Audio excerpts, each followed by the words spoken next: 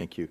Mr. Fry, you're recognized for your 5 minutes of questioning. Thank you, Mr. Chairman. You know, I'm always amazed by this country. In the 18th century, we revolutionized agriculture and created the cotton gin. In the 19th century, we harnessed electricity. The 20th, we soared the skies and created nuclear and split the atom. And now we've got AI, which is such a tremendous opportunity, I think, for this country. And but it's also disruptive and powerful and far-reaching than anything we've ever seen before. But it's not just another tool. It's kind of an infrastructure capable of reshaping our industries, the way that we operate, accelerating scientific discovery, as Ms. Kack talked about, transforming national security and redefining the global economy. And once again, I think we stand at the forefront. I think it was mentioned earlier that we have a competitive edge now, but it's not guaranteed that we would have that competitive edge in the future. And so it's incumbent upon us in this committee and in this Congress to understand that framework and to make sure that we maintain and enhance that competitive edge. Mr. Heather, the EU, you've heard a lot today about the EU, and I think as was mentioned by Mr. Thier, about the Brussels effect. What do you think, in your opinion, where do you think that they went wrong in their regulations specifically, and what lessons can we learn from their mistakes so that we don't repeat them here?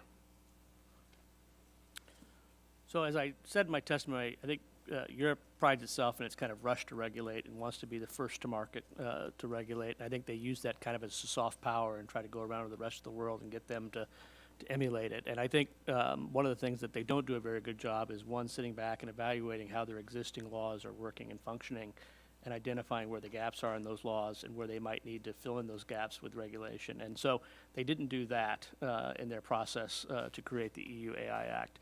The other thing they did was, because of this precautionary principle, which is kind of a philosophy they have to get out ahead and prevent any future harms, even as they may not even be real, they may only be theoretical, they decide that they want to classify lots of AI applications as being high risk.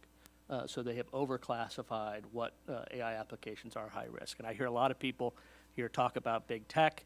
When I listen to Mr. Bargava speak about what AI could do for nurses to make their jobs easier, when I hear about how it can improve accounting functions, when I hear about what it can do to make call centers work easier for consumers, none of that is big tech. Those are going to be companies who are going to be deploying AI technologies that are being built not by big tech companies, but by medium-sized companies and small-sized companies. So there's a lot of focus here on big tech, and big tech is certainly a key piece to the ecosystem here. They're obviously critical on the infrastructure side of the work that supports AI development, but the actual deployment of AI algorithms that are going to be used, they're going to be used by businesses doing B2B work, not just B2C work. And the idea that we are going to kind of put this EU model in place in Europe is going to really hold Europe back from being competitive. Do you think that we are at risk of creating a permission culture, if you will, where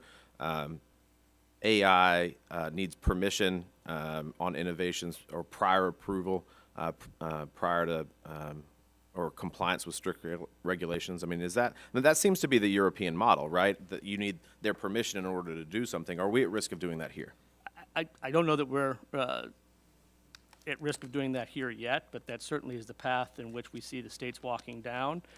Certainly, I think that is the path that Europe leans to. Interestingly enough, when you listen to civil society groups in Europe, their biggest criticism is actually the role of AI being used by the government in Europe. There actually are the ability to use AI technologies by European governments for surveillance purposes and these kinds of things that are not being disciplined by the EU AI Act. And so I've heard lots of criticisms by the civil society groups that essentially some AI technologies are going to be okay for the government to use, but not okay for commercial use.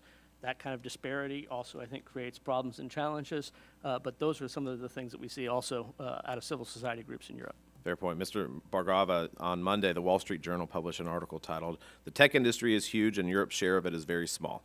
And it concludes that, quote, "A big reason why Europe is now behind can be summed up as a lack of speed entrepreneurs like you and companies that you invest in are slowed down by the maze of regulations in Europe and even some states. And according to a survey cited in the same article, European businesses spend 40% of their IT budgets on complying with regulations, which is astronomical to me.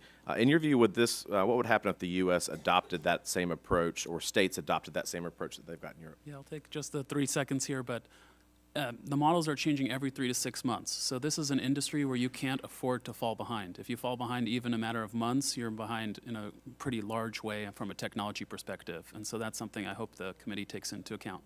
Thank you for that, Mr. Chairman. I yield back. Thank you, Mr.